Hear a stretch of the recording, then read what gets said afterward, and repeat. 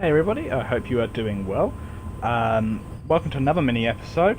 If you enjoy this video, please leave a like and subscribe. I would appreciate that very much. But this mini episode is on science vessels, so if you are a beginner and you're not 100% sure what ships to be going for, this is a video for you.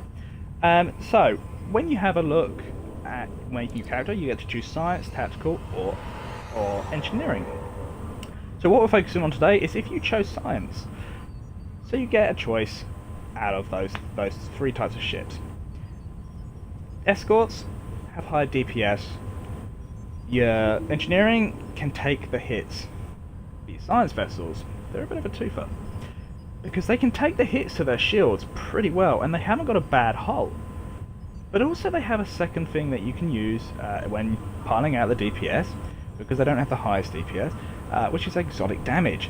So by using abilities for your crew stations, you can actually benefit quite a bit from science vessels.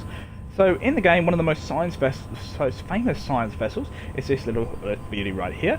It's the Intrepid class, but also known as USS Voyager from the series.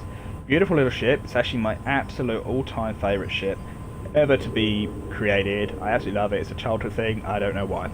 But if we have a look at the stats over here, so officer stations, this is its tier 6 version. I will show you the lower versions in a second. Only one tactical officer station, which bums me out hugely because the amount of fighting Voyager did in the Delta Quadrant, kind of contradictory really, isn't it?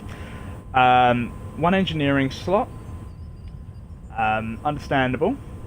2 science slots, understandable, because it's a science ship, obviously, and 1 universal, which I actually use as a second tactical, I believe. So, if you look down at the console slots, you'll notice again, you have more science slots, which is very standard for all your science ships, if you're going to have those extra science console slots, because that's what it's here to do. 2 tactical console slots, which again, the amount of fighting this ship did in the Delta Quadrant is a bit of a shame it didn't have 1 more tactical. And 3 engineering slots. So, as an all-round, that's not too bad of console slots. There are some better ones out there as well, which have probably 1 less science slot and an extra tactical or engineering, but I'm just looking at the long-range science vessel at the moment. If you have a look at the permanent stats down below, so you have 3 fore weapons, 3 aft weapons. That's pretty standard between most all of these tier 6 science vessels, except for the new variants that have just come out in the Victory of Life pack, where you will actually have 4 weapons and 3 aft. Base hull 40,500. That's not bad for a science vessel. It's really not, especially if you can get abilities to boost that hull as well. Shield modifier of 1.3, which is what you're going to be really looking for on a science, especially if you want to tank some of those shots as well to the shields. Base turn of 12, which is absolutely fantastic. They are such quick little ships. I think they actually do match your escorts pretty nicely. Just like device slots 3. So, not a bad little turnout. I'm going to quickly show you all the variations. So, yes, tier 1s, you have got this. You do have to pay real money for it. There's not much point in paying that money, to be honest. Just because you're going to be paying for it just to be upgraded literally in seconds. So, your tier 2, you'll get the science vessel here. It's also lots of different classes on there. If you just have a look, so many different. Some of them, unfortunately, you do have to pay for again. Tier 3, you've got a choice of 2. So again, 1 you have to pay for, which is absolutely rubbish. Tier 4.